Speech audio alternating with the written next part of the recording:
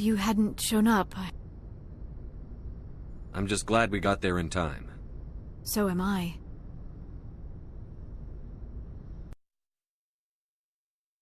You took a chance bringing me aboard this ship. I have seen the way your crew looks at me. They do not trust me.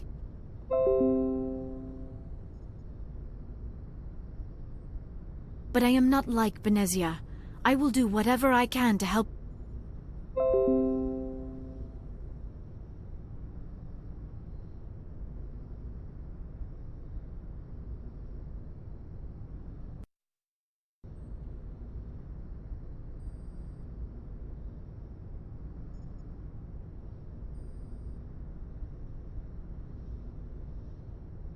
Don't worry, Liara. I trust you. I know you won't let me down. It means a lot to hear you say that, Commander. Thank you.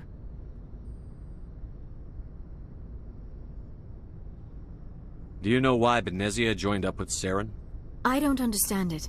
She was always outspoken about the need for the Asari to become more involved in shaping galactic events. Maybe she thought allying herself with Saren would somehow be for the greater good in the long run. At least I hope so.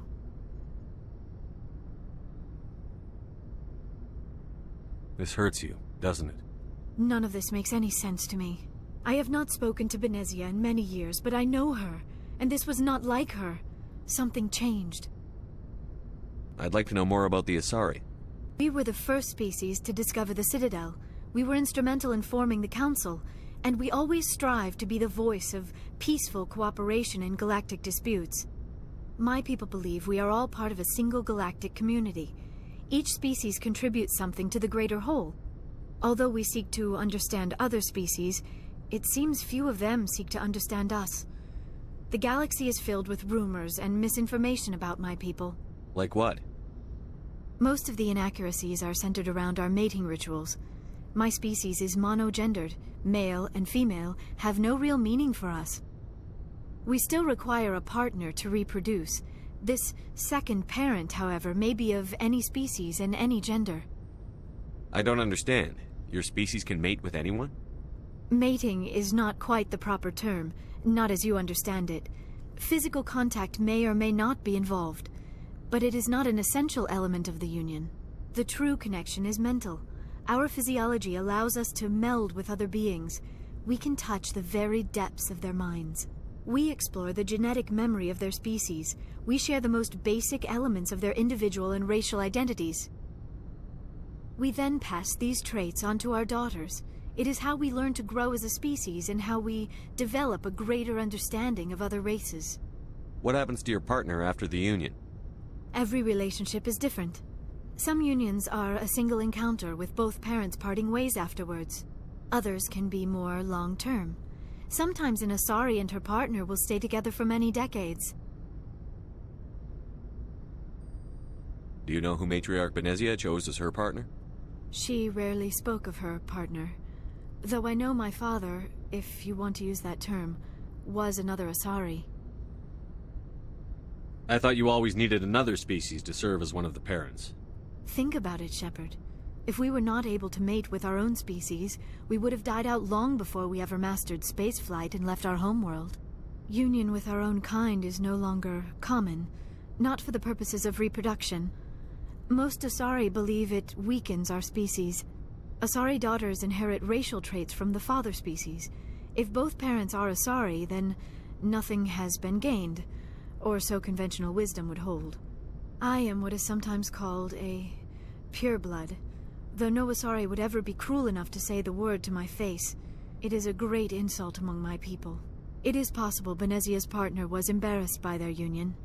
She may have been too ashamed to publicly acknowledge me as her offspring. Maybe she wanted to meet you but couldn't. Something could have happened to her. Maybe she passed away. You might be right. I hope you are. But I have no way to know for sure. Benezia never spoke of her partner. Whatever happened, it caused her too much pain to dwell on it. She raised me by herself, though that is not uncommon. Many Asari raise their children alone, particularly if the father species is short-lived. Often the partner will pass on long before the child reaches maturity.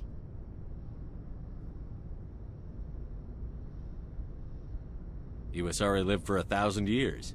What happens when your partner dies? Few sapient species live as long as my kind. We have learned to take a philosophical approach to our unions. We do not focus on the inevitable loss of our partners. Instead, we enjoy the time we spend with them. And even after they're gone, a part of them lives on in us. The union is a connection that transcends both time and space.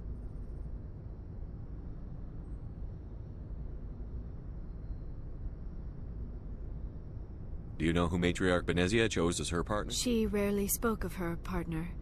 Though I know my father... I thought you always needed... Think of... You... It is possible Benezia's partner was embarrassed by their... Maybe she wanted to... Benezia never spoke of her... Many Asari raise their children alone, particularly if the father species is short-lived. Often the partner will pass on long before the child reaches... I should go. Goodbye, Commander. I get the feeling you want to ask me something, Commander. Tell me about yourself, Liara. Me? I am afraid I am not very interesting, Commander. I spend most of my time on remote digs, unearthing mundane items buried in long-forgotten Prothean ruins. Sounds dangerous. And lonely. Sometimes I would run afoul of indigenous life forms or stumble across a small band of mercenaries or privateers, but I was always careful. Until the Geth followed me to Artemis Tau, I never found myself in any situation my biotics could not handle. As for the solitude, well, that is one aspect that most appealed to me. Sometimes I just need to get away from other people. You don't like other people? I suppose it comes from being a matriarch's daughter. People expected me to follow in Benezia's footsteps. They wanted me to become a leader of our people. Matriarchs guide their followers into the future. They seek the truth of what is yet to come. Maybe that's why I became so interested in the secrets of the past. It sounds so foolish when I say it out loud. It sounds like I became an archaeologist simply to spite Benezia. All children rebel against their parents. It's a natural part of growing up. Aha, you share the wisdom of the matriarch, Shepard. That is exactly what Benezia said when I told her of my decision. But there was more to it than that. I felt drawn to the past. The Protheans were these wondrous, mysterious figures. I wanted to know everything about them. That is why I find you so fascinating. You were marked by the beacon on Eden Prime. You were touched by working Prothean technology. Sounds like you want to dissect me in a lab somewhere. What? No! I did not mean to insinuate. I never meant to offend you, Shepard. I only meant that you would be an interesting specimen for an in-depth study. No, that's even worse. Calm down, Liara. I was only joking. Joking? Oh, by the goddess, how could I be so dense? You must think I am a complete and utter fool. Now you know why I prefer to spend my time in the field with data disks and computers. I always seem to say something embarrassing around other people. Please, just pretend this conversation never happened. I should go. Goodbye, Shepard.